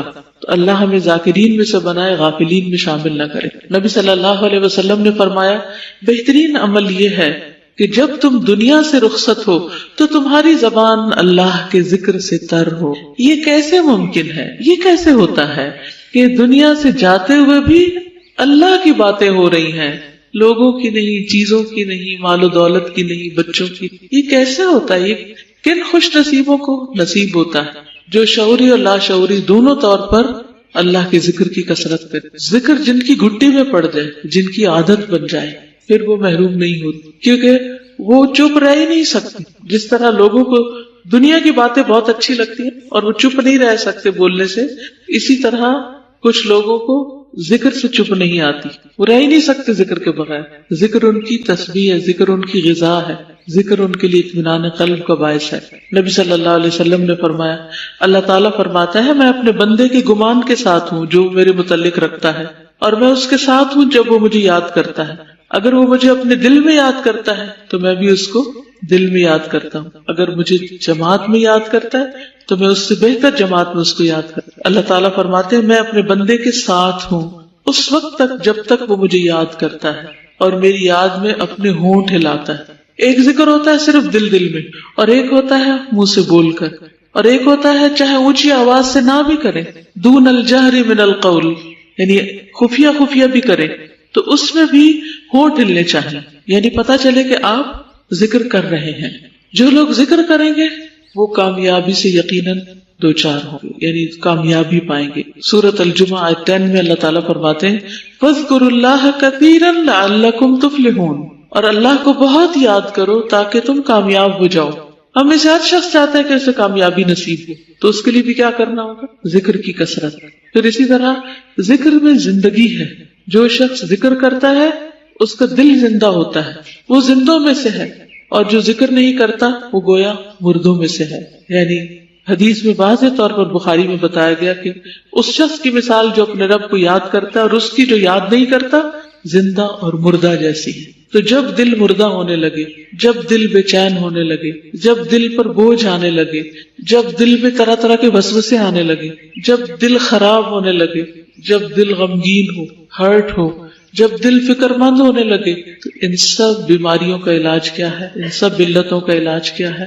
اللہ کا ذکر. کثرت سے کریں، صرف ذکر نہیں کریں، کثرت سے کریں، حتیٰ کہ وہ کیفیت سب سائڈ ہو جائے، دور ہو جائے، اور یقینی طور پر دور ہو جائے گی، کیونکہ الذین آمنوا وتطمئن قلوبہم بذکر اللہ، جو لوگ ایمان لاتے ہیں ان کے دل اللہ کے ذکر سے مطمئن ہو جاتے ہیں، وہ ٹھیک ہو جاتے ہیں، شفا یاب ہو جاتے ہیں، کوئی صدمہ نہیں رہتا. الا بذکر اللہ تطمئن القلوب، خبردار اللہ کے ذکر سے دل مطمئن ہوتے ہیں. پھر اسی طرح شیطانی حملے کم ہوتے ہیں. دیکھیے نیکی کے کام نیکی کے خیال سے شروع ہوتے ہیں، تو شیطان آپ کے خیالات پہ کنٹرول کرتا ہے تاکہ آپ نہ اچھا سوچیں اور نہ اچھا کریں. جب اچھا سوچیں گے تو پھر اچھا کیے بغیر رہ نہیں سکیں گے، اور اگر نہ بھی کر سکے تو اجر ہی اجر پاتے چلے جائیں. تو اچھے کے بجائے برا کیوں سوچنے لگتے ہیں، منفی سوچوں کا شکار کیوں ہو جاتے ہیں؟ اس لیے کہ شیطان حملے کر رہا ہوتا ہے، شیطان وسوسے ڈال رہا ہوتا ہے. تو جس شخص کو بھی شیطانی وسوسوں سے نجات حاصل کرنا، اس کے لیے لازم ہے ذکر. دنیا کی کوئی کمپنی ایسی دوا نہیں بنا سکی کہ جس سے شیطانی وسوسوں کا علاج ہو سکے، کہ آپ کوئی ٹیبلٹ کھا لیں اور آپ کو وسوسے آنے بند ہو جائیں، یا اپنے جن خیالات سے آپ سب کوفت میں آتے ہیں. ہم سب جانتے ہیں نا کہ بعض اوقات ہمارے ذہن میں ایسی سوچیں آنے لگتی ہیں جن سے ہم خود بھی تنگ ہوتے ہیں. آپ کے ساتھ ایسا کبھی ہوا؟ کچھ چیزیں آپ سوچنا نہیں چاہتے لیکن بار بار آپ سوچے چلے جاتے، اور وہ خیال آپ کے دل کو پھر بھانے بھی لگتے، اور شیطان ان خیالات کو مزین بھی کر دیتا، ان خیالات کو آپ انجوائے بھی کرنے لگتے ہیں، حالانکہ وہ بس خیالات ہی ہوتے ہیں، ان کی کوئی حقیقت نہیں ہوتی، اور وہ خیالات کبھی حقیقت میں بدل بھی نہیں سکتے. کچھ چیزوں کی چاہت ہو سکتی، کچھ کی خواہش ہو سکتی، کچھ آپ ایسے دن میں خواب دیکھتے رہتے ہیں، اور جب کوئی کام کرنے لگتے ہیں اس پر فوکس کرنے کے بجائے کچھ اور ہی سوچنے شروع ہو جاتے ہیں. خصوصاً اسٹوڈینٹس کے ساتھ یہ مسئلہ بہت ہوتا ہے. تو اس کے لیے بہترین مجرب نسخہ، مجرب کا مطلب جس کو میں نے خود ایکسپیرینس کیا، کسی بھی قسم کے خیالات کی جو پچھاڑ ہے، جاگتے میں یا سوتے میں، یعنی جنس کی وجہ سے آپ پریشان رہتے ہو، جو آپ کو ستا رہے ہیں اور آپ کے پاس کوئی حل نہیں، تو شیطانی وسوسوں سے بچنے کی جو دعائیں ہیں خصوصاً ایاک نستعین میں دی ہوئی ہیں، آپ انہیں چند دن پڑھ کے دیکھیے، اور میں آپ کو گارنٹی دیتی ہوں کہ انشاءاللہ آپ چھٹکارا پا جائیں گے. اور اگر وہ آپ کو زبانی یاد ہو جائے تو جس وقت آپ پڑھنے لگے ہیں اس وقت پڑھ کے اگر آپ اپنی پڑھائی شروع کریں تو بھی آپ دیکھیں گے انشاءاللہ بہت فائدہ ہوگا. اور اس میں خصوصاً هو الاول والآخر والباطن وهو بكل شيء عليم. کیونکہ دیکھیے اگر پریشان کن خیالات آ رہے ہیں تو کیا آپ پریشانی دور کر لیں گے خیال کر کر کے؟ وہ تو پریشانی صرف بڑھے گی. اگر آپ کوئی چیز چاہتے ہیں تو کیا سوچ سوچ کے وہ چیز مل جائے گی؟ آپ نماز میں پڑھے خشوع خضوع ہی نہیں حاصل ہو رہا اور آپ تنگ ہیں اپنے آپ سے کہ کیا مصیبت ہے. حتیٰ کہ نماز تک کے اندر اجازت دی گئی ہے کہ انسان کہ 3 دفعہ دعا پڑھ کے اعوذ باللہ السمیع العلیم من الشیطان الرجیم من ہمزہ ونفخہ ونفثہ اور چھٹکار دے، یعنی چھوڑ دے نماز، اور یہ دعا پڑھ کے اپنے اوپر اپنے دل کے اوپر جھاڑے تو انشاءاللہ اس سے بھی فائدہ ہوگا. نماز کے اندر بھی نماز میں کنسنٹریشن کے لیے اجازت ہے اس کو پڑھنے کی، کیونکہ نبی صلی اللہ علیہ وسلم نے یہ سکھائی ہمیں. تو ہم سب سے زیادہ پریشان اور بے عمل اپنے خیالوں کی وجہ سے ہی ہوتے، اس لیے برے خیالات سے نجات پانے کے لیے بھی ضروری ہے کہ انسان اللہ کے ذکر کی کثرت اختیار کرے. یحییٰ علیہ السلام نے بیت المقدس میں بنی اسرائیل کو جمع کیا. جب مسجد بھر گئی تو ایک ٹیلے پر بیٹھ گئے، اللہ کی حمد و ثنا بیان کی اور فرمایا میں تمہیں کثرت کے ساتھ اللہ تعالیٰ کے ذکر کا حکم دیتا ہوں، کیونکہ اس کی مثال اس شخص کی سی ہے جس کا بہت تیزی سے دشمن پیچھا کر رہا، دشمن اس کے پیچھے آ رہا ہے اور وہ ایک مضبوط قلعے میں گھس کر پناہ گزین ہو جائے. اسی طرح بندہ بھی جب تک اللہ تعالیٰ کے ذکر میں مصروف رہتا ہے شیطان کے حملوں سے محفوظ ایک مضبوط قلعے میں ہوتا ہے. پھر اسی طرح کچھ اوقات بھی ہیں جن میں انسان اگر ذکر کرتا ہے تو اس ذکر کا اپنا فائدہ بھی ہوتا ہے، لیکن اس کے فضائل بہت زیادہ ہیں، اس کا اجر بہت زیادہ ہے، ملٹی پلائی ہو جاتا ہے اجر. رسول اللہ صلی اللہ علیہ وسلم نے فرمایا جو شخص فجر کی نماز جماعت کے ساتھ پڑھنے کے بعد بیٹھ کر اللہ کا ذکر کرتا ہے یہاں تک کہ سورج نکل آئے، پھر 2 رکعتیں پڑھے، اس کے لیے ایک حج اور عمرے کا ثواب. حضرت انس فرماتے ہیں پھر رسول اللہ صلی اللہ علیہ وسلم نے 3 مرتبہ فرمایا پورا پورا پورا، یعنی پورا پورا حج اور پورا پورا عمرہ. فجر کی نماز پڑھ کے مصلی پہ بیٹھ کے ذکر کرتے رہیں، تسبیحات کرتے رہیں، قرآن پڑھتے رہیں، اور پھر وہیں جب سورج نکل آئے اس کے 15 منٹ بعد تک بھی ذکر کرتے رہیں، پھر 2 رکعت پڑھیں اور اٹھ جائیں اور گھر بیٹھ کر حج کر لیں اگر جانے کا موقع نہیں مل رہا. اسی طرح اگر آپ چاہتے ہیں آپ کی دعائیں قبول ہوں تو اس کا بھی نسخہ یہی ہے کہ کثرت سے ذکر کرنے والوں میں شامل ہو جائیں. نبی صلی اللہ علیہ وسلم نے فرمایا 3 بندوں کی دعا رد نہیں کی جاتی، اللہ تعالیٰ سنتے ہیں. ان میں نمبر 1 اللہ کا کثرت سے ذکر کرنے والا، نمبر 2 مظلوم، اور نمبر 3 عادل حکمران. ایسے لوگ نہ صرف یہ کہ دنیا میں بلکہ آخرت میں بھی بہت سبقت لے جائیں گے، السابقون السابقون میں شامل ہو جائیں گے. نبی صلی اللہ علیہ وسلم نے فرمایا سبق المفردون، قالوا وما المفردون یا رسول اللہ، قال الذاکرون اللہ کثیرا والذاکرات. صحیح مسلم کی روایت ہے، نبی صلی اللہ علیہ وسلم نے فرمایا مفردون سبقت لے گئے. صحابہ نے پوچھا اے اللہ کے رسول مفردون کون ہے؟ آپ نے فرمایا اللہ کا بہت ذکر کرنے والے مرد اور عورت. یعنی ہمارا دل چاہتا ہے نا کہ قیامت کے دن جب اٹھے تو بس جلدی جلدی سارے ہمارے مرحلے طے پائیں اور ہم سب سے پہلے جنت میں داخل ہو جائیں. تو اس کا نسخہ بھی یہی ہے. تو ان 10 دنوں میں آپ شعوری طور پر محنت اور کوشش کے ساتھ ذکر کرتے رہے تو انشاءاللہ بعد میں بھی عادت ہو جائے گی، شاید ساری زندگی کے لیے عادت ہو جائے گی. اللہ سبحانہ وتعالیٰ ہمیں ان میں شامل کر لے، اللہ ہمیں اس کی توفیق عطا فرمائے. تو نبی صلی اللہ علیہ وسلم نے فرمایا فَأَكْثِرُوا فِيهِنَّ مِنَ التَّهْلِيلِ وَالتَّكْبِيرِ وَالتَّحْمِيدِ. عام طور پر لوگ پیروں فقیروں کے پاس جاتے ہیں وظیفے پوچھنے کے لیے کہ ہم اس وقت میں، اس دن میں، اس کام کے لیے کیا پڑھیں. سب کی باتیں اپنی ہیں، لیکن اللہ کے رسول صلی اللہ علیہ وسلم کی بات وہ ہے جو اللہ تعالیٰ نے ان کو سکھائی ہے. وَمَا يَنطِقُ عَنِ الْهَوَىٰ إِنْ هُوَ إِلَّا وَحْيٌ يُوحَىٰ. تو یہ وحی الہی کا صاف پانی ہے جو ہم پیتے ہیں. نبی صلی اللہ علیہ وسلم کے ذریعے یہ علم حاصل کرتے ہیں. اس لیے باقی تمام طرح کے اذکار پر اس ذکر کو فضیلت دینی آپ. ٹھیک ہے. رسول اللہ صلی اللہ علیہ وسلم نے فرمایا بے شک تم لوگ اللہ کی عظمت کا جو ذکر کرتے ہو، یعنی تسبیح، تحلیل، تحمید کے الفاظ کہتے ہو، وہ عرش کے ارد گرد چکر لگاتے ہیں. ان کی ایسی بھنبھناہٹ ہوتی ہے جیسے شہد کی مکھیوں کی بھنبھناہٹ. یعنی یہ کلمات بولتے ہیں عرش کے ارد گرد، ایک طرح سے طواف کر رہے ہوتے ہیں. وہ اپنے کہنے والے کا ذکر اللہ تعالیٰ کے پاس کرتے ہیں. یعنی اس بندے کی آواز میں وہ ہوتا ہے وہاں پر ذکر. کیا تم نہیں چاہتے کہ وہاں تمہارا ذکر ہوتا رہے؟ یعنی عرش والے کے پاس تمہارا ذکر ہوتا ہے. فاذکرونی اذکرکم، تو مجھے یاد کر میں تمہیں کروں. کتنے ہم حریص ہوتے ہیں لوگ ہمیں یاد رکھیں، بھولیں نہیں. اس شخص کی خوش قسمتی کے کیا کہنے جسے اللہ سبحانہ وتعالیٰ یاد رکھے. لوگوں سے ہم کہتے ہیں ہمیں دعاؤں میں یاد رکھنا، حج میں دعاؤں میں یاد رکھنا، تہجد کی دعاؤں میں یاد رکھنا، ایسا یاد رکھنا، ویسا یاد رکھنا، مرنے کے بعد بھولنا نہیں. بچوں کو کہتے رہتے ہیں ہمارے لیے دعائیں کرتے رہنا، جب ہم مر جائیں تو ہمیں بھولنا نہیں. لیکن جو شخص اپنی زندگی میں خود ذکر کی کثرت کرتا ہے، اس کے لیے اگر کوئی اور نہ بھی کرے تو بھی انشاءاللہ اسی عمل پر خاتمہ ہوگا. یعنی مرتے وقت ہم اور کیا کر سکتے ہیں؟ بتائیے کیا کام کر سکتے ہیں مرنے کے بعد؟ کچھ بھی تو نہیں کر سکتے. اللہ کا ذکر کر سکتے ہیں. اور اگر زبان بھی نہیں چلتی، کیونکہ آپ کو پتا ہے کہ بعض سٹروکس ایسے ہوتے ہیں یا بعض اٹیک ایسے ہوتے ہیں کہ جن میں زبان چلتی ہی نہیں، زبان کچھ نہیں بول سکتی. بعض مریض ایسے ہوتے ہیں کہ فوتگی سے پہلے ان کی زبان بند ہو جاتی ہے، لیکن اس وقت بھی کان اللہ کا ذکر سن سکتے ہیں. مگر افسوس کی بات یہ کہ لوگ بیماروں کے پاس، لوگ مرنے والوں کے پاس کھڑے ہو کر وہ دنیا کی باتیں کرتے ہیں، اس نے کیا کھایا، کیا پیا، کون آیا، کون نہیں آیا، وہ فلاں تو آیا ہی نہیں، اس کو تو پتہ ہی نہیں، اس کو یہ بتا دو، اس کو وہ کر دو. جو دنیا کی باتیں. اتنا افسوس ہوتا ہے. مجھے کئی دفعہ ایسے مریضوں کو وزٹ کرنے کا اتفاق ہوا ہے کہ جو اپنے آخری دموں پر ہوتے ہیں، لیکن لوگ نہیں رحم کرتے ان کے قریب بھی اپنی باتیں کرنے سے. اب آپ سوچئے کہ مرنے والا مر رہا ہے، اس کو فرشتے نظر آ رہے ہیں، اس کی جان آہستہ آہستہ پاؤں سے نکل رہی، پنڈلیوں سے جا رہی ہے، گھٹنوں سے جا رہی ہے، نچلے دھڑ سے نکل گئی، پھر اوپر سے آگے ہنسلی تک پہنچ گئی. وہ چند لمحوں کا مہمان ہے. اللہ کے واسطے اس کے پاس اللہ کا ذکر کرے، یا اس کے پاس قرآن پڑھے یا تسبیح پڑھے گا. خود نہیں توفیق آپ کو، نہیں کچھ آتا تو کوئی تلاوت لگا ہی دے.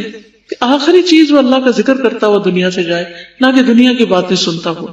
اسی طرح ہسپتال میں جو مریض پڑے ہوتے ہیں ان بیچاروں کا بھی یہی حال ہوتا ہے. ان کے آس پاس اٹینڈنٹس کی بھرمار ہوتی ہے، یعنی اپنے جو رشتے دار ہوتے ہیں. عام طور پر ہمارے گاؤں دیہات میں کیا حال ہوتا ہے کہ جب کوئی بیمار ہو سارا پنڈ چل پڑتا ہے اس کی خبر لینے کے لیے، اور وہ جا کے اس کے سر پہ سوار ہو جاتے ہیں، اور پھر وہ جو ادھر ادھر کی باتیں کرنا، کپڑوں اور کھانوں، ریسیپی، دنیا بھر کی معلومات ڈسکس کرنا شروع ہو جائے، اور کوئی اس کے پاس اللہ کا ذکر نہیں کرتا. اللہ ہمیں ایسی بے بسی سے بچائے اور ایسی کمپنی سے بچائے اور ایسے لوگوں سے دور رکھے ہمیں کہ جو کسی وقت کو بھی باتوں سے اسپیئر نہیں کرتے. نماز پڑھی جا رہی ہے ان کی باتیں ختم نہیں، قرآن پڑھا جا رہا ہے ان کی باتیں ختم نہیں، بیمار کو بستر میں پڑا ان کی باتیں ختم نہیں ہوتی، کوئی مر رہا ہے ان کی باتیں ختم نہیں. اس قدر ناسمجھی اور بے عقلی معلوم نہیں کب ہوش آئے گی. اللہ ایسے لوگوں سے بچا کے رکھے.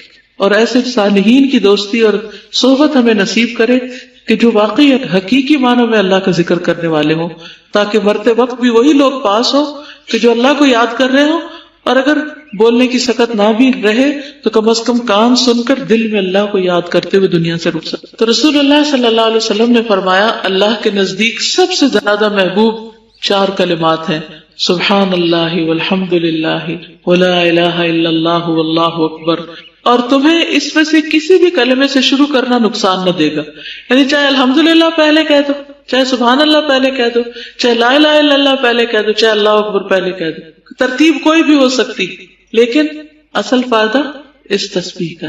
رسول اللہ صلی اللہ علیہ وسلم نے فرمایا سبحان اللہ والحمد للہ ولا الہ الا اللہ واللہ اکبر کہنا میرے نزدیک ہر اس چیز سے زیادہ محبوب ہے جس پر سورج طلوع ہوتا ہے۔ کس کس چیز پہ سورج نکلتا ہے؟ باغات ہوں، پہاڑ ہوں، سمندر کی وسعتیں ہوں، ریت کے ذرات ہوں، انسانوں کی خلقت مخلوق ہو، جانور ہو، بھیڑے ہو، بکریاں ہوں، سونے چاندی کے انبار ہوں، کچھ بھی جس چیز پہ سورج طلوع ہوتا ہے ان سب سے زیادہ قیمتی، ان سب سے زیادہ محبوب اللہ کے نزدیک یہ کلمات ہیں۔ یعنی اللہ تعالیٰ کو ہمارے سونے چاندی سے کوئی غرض نہیں کہ ہم کتنے مالک ہیں، کیا اون کرتے ہیں اور کتنی پراپرٹی ہے ہمارے پاس۔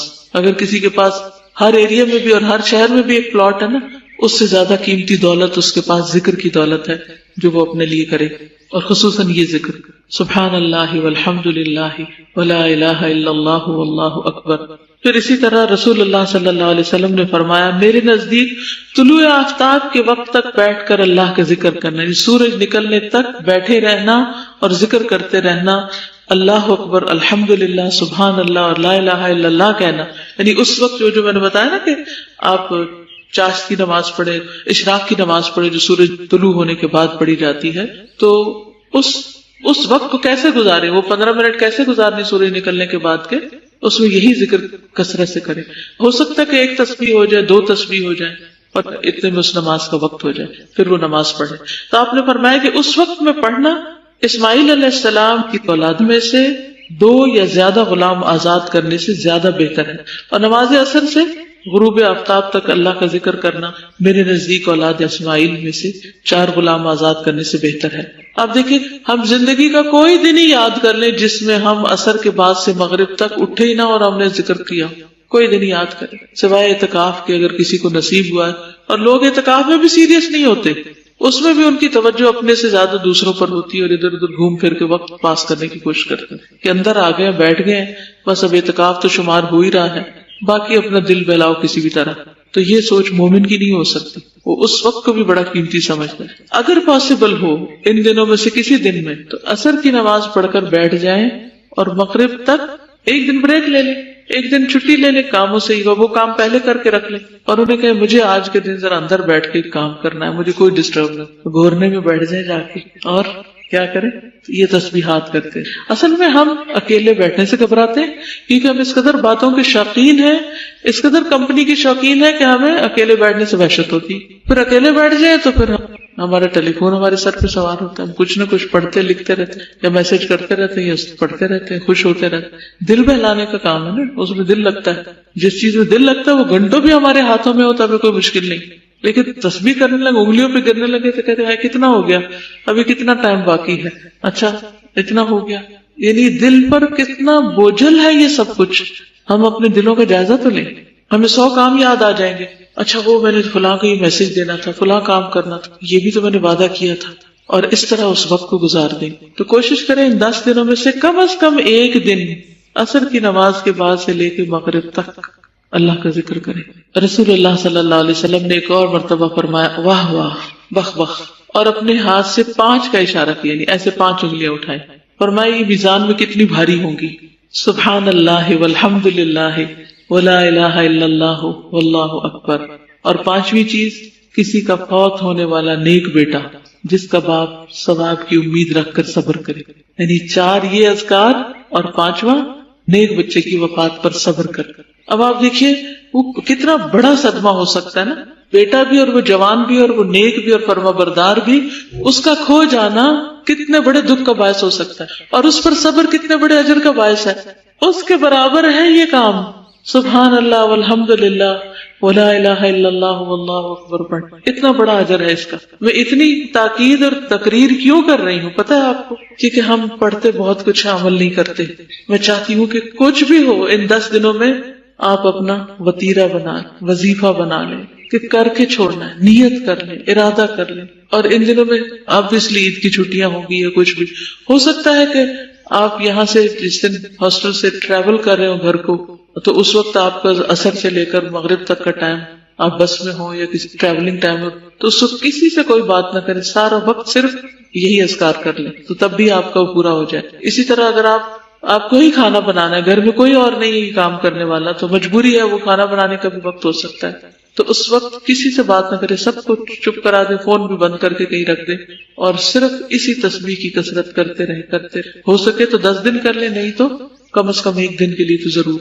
ابو ہریرہ رضی اللہ عنہ کہتے ہیں کہ رسول اللہ صلی اللہ علیہ وسلم نے فرمایا اپنا بچاؤ حاصل کر لو.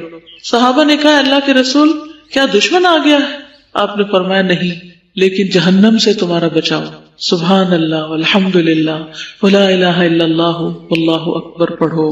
یہ کلمات قیامت کے دن تمہارے آگے آ کر، تمہارے پیچھے آ کر تمہارا بچاؤ کریں گے.